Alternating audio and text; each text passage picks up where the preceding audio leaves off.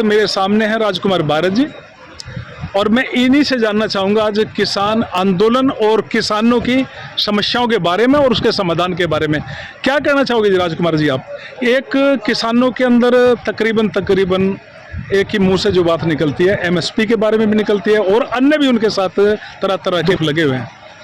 क्या कारण है कि सरकारें किसान का नहीं सुनती? देखिए, मिनिमम सपोर्ट प्राइस जी, जिसे न्यूनतम समर्थन मूल्य कहा जाता है। हाँ जी, आप देखिए कि संसार में जितनी भी चीजें हैं, जी, भारत देश में जितनी भी चीजें बिकती हैं, वस्तुएं हैं, हाँ जी, सबका मैक्सिमम सपोर्ट प्राइस है, बेचने का उसका है। हाँ जी, लेकिन किसान, जो भारत का किसान है, जी, तो उसको उसकी फसल का कोई भी न्यूनतम समर्थन मूल्य नहीं मिलता, उनका मिनिमम सपोर्ट प्राइस नहीं है। तो हम चाहते हैं, अभी संयुक्त किसान मोर्चा का जो आंदोलन चला 13 महीने, तो उसकी भी मांग शुरू में तो यही थी, जी, जो बाद में जो कानून 3 ले आए तो 3 कानून पर अटक के रह गई। तो ये तो आज़ादी के बाद न्यूनतम समर्थन मूल्य की बात चौधरी चरण सिंह जी ने भी उठाई, कुंभाराम आर्य ने राजस्थान से उठाई, चौधरी देवीलाल ने भी उठाई, और सर्वोदय के सिद्धराज डड्डा जी थे, बसंतराव बोवटकर थे, विनय भाई थे। हाँ जी, तो आज़ादी बचाओ आंदोलन तो डॉक्टर बनवारी लाल शर्मा थे, राजीव दीक्षित हमारे साथी थे, मेरे प्रवक्ता थे वो। तो फिर संयुक्त किसान मोर्चा ने अभी 20 साल के बाद इस डिमांड को उठाया। अभी भीम सिंह जी ने जो मोर्चा बनाया, इसके अंदर तमाम संगठन हैं, इसके अंदर देश के जो मिनिमम सपोर्ट प्राइस एमएस के ऊपर कानून बनाने की बात है। सीधी सीधी बात है कि किसान की जल, जंगल, जमीन, जल से जड़ी बूटियाँ पैदा होती हैं, रबड़ पैदा होता है, लकड़ी पैदा होती है। आदिवासी 15 करोड़ आदिवासी हमारे देश के अंदर, उनके ऊपर भी ये लागू होता है, जिसको अछूता कहा गया है।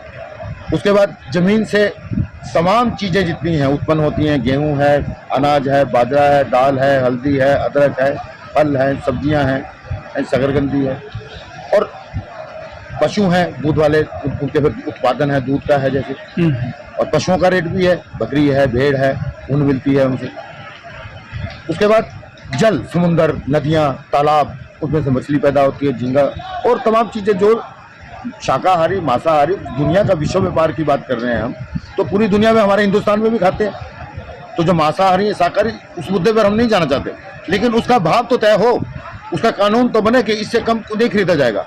आज देश के अंदर भारत का किसान जो 95% है, वो छोटी जोत का किसान है। 1 बीघा, 2 बीघा, 2.5 बीघा, 5 बीघा, 7 बीघा, 12 बीघा, 14 बीघा, और 12 एकड़ तो जो सीलिंग कर रखा है, इससे ऊपर तो कोई किसान नहीं है। अगर हैं तो फिर बड़े किसान हैं जिन्होंने 200 एकड़, 250 एकड़, 300 एकड़ ले रखी है। तो नेतृत्व तो उन लोगों के हाथ में रहा, और उन लोगों ने जो पिछले 70 सालों से, चाहे सरकार कांग्रेस की रही हो, चाहे बीजेपी की सरकार अभी है, चाहे जनता दल की, उन नेताओं ने कोई उसके ऊपर संजीदगी दे। अगर ये कट्टू सत्य है, अगर किसान इस बात को समझे, तो किसी ने उसके ऊपर संजीदगी से काम नहीं किया। सबने कंप्रोमाइज करके अपने अपने संपत्ति बढ़ती चलेगी, उनकी इतिहास उठा के देखिए। क्या कारण है कि राजकुमार भारत के पास 12 एकड़ जमीन थी के अंदर, और उसने तमाम वो अनुभव करने के लिए काम किए। आपके जर्नलिज्म भी किया, आपका प्रेस के जो पिलर हैं, जो लोकतंत्र के चारों पिलरों में अनुभव लेने के लिए, मैंने हर क्षेत्र के अंदर अनुभव प्राप्त करने के लिए वो काम किया है। लेकिन बड़ा दुर्भाग्य इस देश का कि इस देश के अंदर किसी ने वो काम नहीं किया, जाके सरकारों से कहीं ना कहीं दलाली का काम किया है।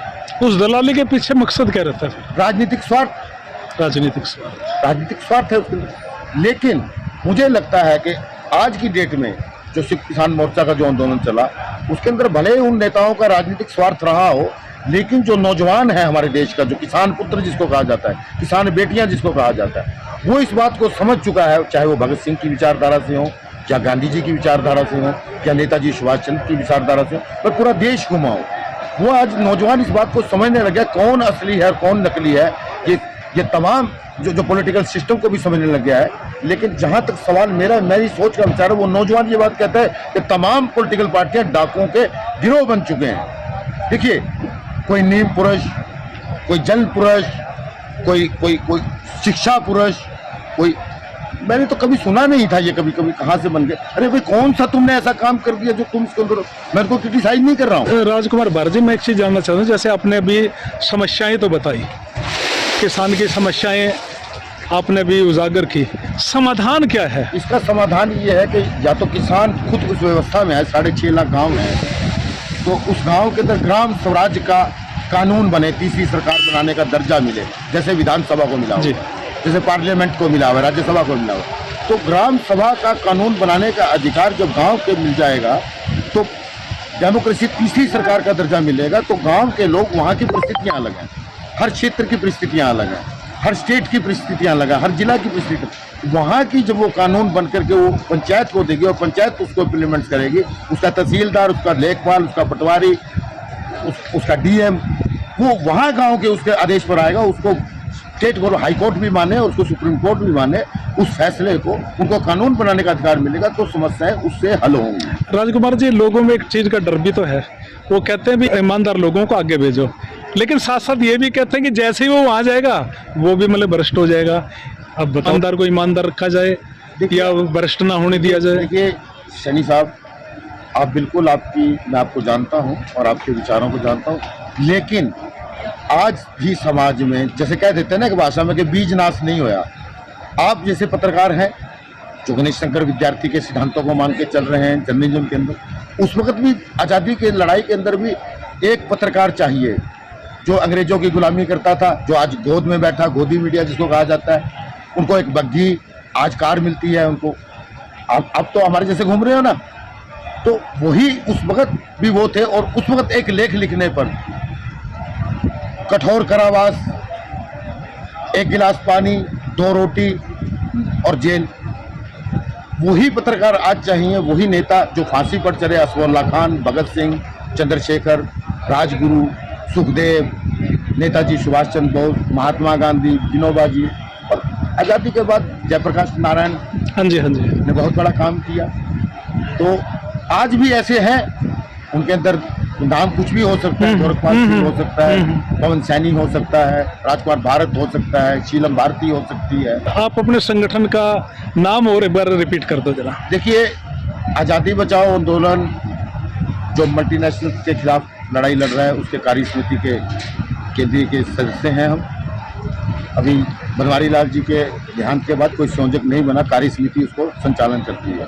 और किसान जागृति संगठन जो है उसके राष्ट्रीय महासचिव हैं, और राष्ट्रीय आम जन ब्रिगेड अभी नेताजी के जन्मदिन पर बनाई थी, जो बेरोजगारों को रोजगार देने के लिए हमने मोदी जी को कहा कि आप तमाम हमारे भारत के बेटे बेटियों को, आप बोलते हैं देश के अंदर खतरा है, तो आप कानून बनाइए कि सभी हमारे बेटे बेटियों को सेना और पुलिस की ट्रेनिंग दीजिए। अगर अंदर खतरा होगा तो वो अंदर भी लड़ेंगे, अगर सीमा पे, चीन की सीमा पे, पाकिस्तान की सीमा पे खतरा होगा तो वो भी लड़ेंगे।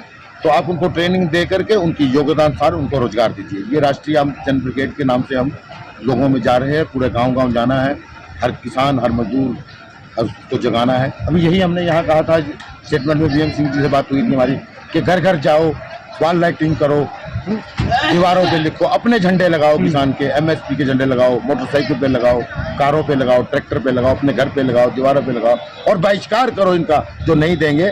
तो उसके ऊपर ये अभी फैसला सारा कमेटी ने मान लिया। और भी संगठनों से हम बात करेंगे देश के अंदर तमाम।